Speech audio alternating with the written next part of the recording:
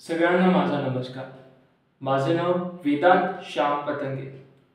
माझ्या कवितेचं नाव आहे जीवनाचा रंग. जीवन म्हणजे एक रंगमंच, जे रंग बदलतं सतत. कधी काळसर सावल्या तर कधी तेजस्वी किरणांचा थरका, कधी सुखाचा निळसर झरा, कधी दुःखाचा गडद वादळ.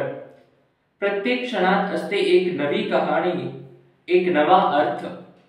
पहाटेचा मंत्र प्रकाश जीवनाला एक आशा देतो आणि रात्रीचा गडद अंधार आपल्या आतल्या भीतीला उजळवतो.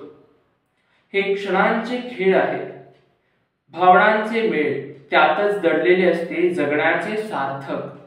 त्यातच दडलेले असते जगण्याचे सार्थक.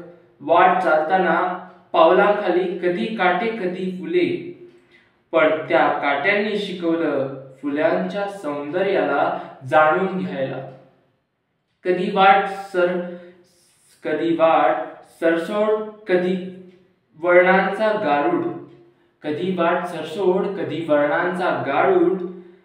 पण त्या प्रत्येक वर्णावर आयुष्याचा एक नवा धडा आपल्याला शिकवत असतो.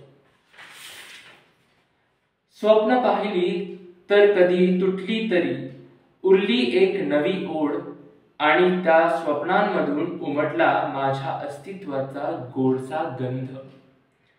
कधी दाट धुक्यात हरवले पाऊल वाट, कधी नवी दिशा दाखवत तेजस्वी प्रकाश झोर.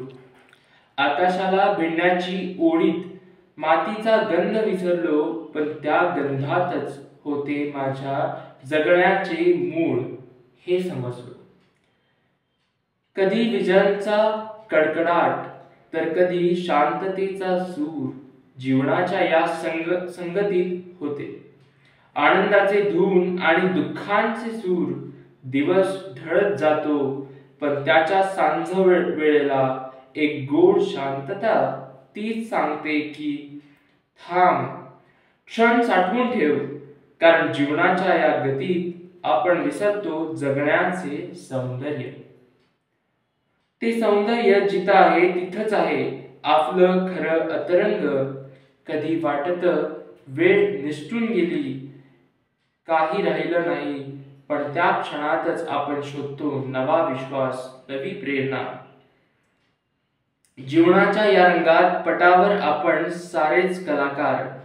जीवनाच्या या रंगात पटावर आपण सारेच कलाकार, आणि प्रत्येक रंगात आहे आपली स्वतःची कहाणी, स्वतःची ओळख.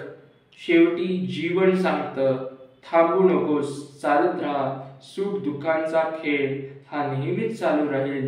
रंग तुझा गडद असेल, कधी कधी तेजस्वी, पण तोच रंग तुझ्या जीवनाचा खरा ठसा असेल. आणि हे रंग, हे क्षण यांच्याशी मैत्री करायला शिक, कारण जीवनाचा रंग शोधायचा असेल तर फक्त जगायचं आणि प्रत्येक क्षणाला मिठीत घालून पुढे चालायचं असते. थँक्यू.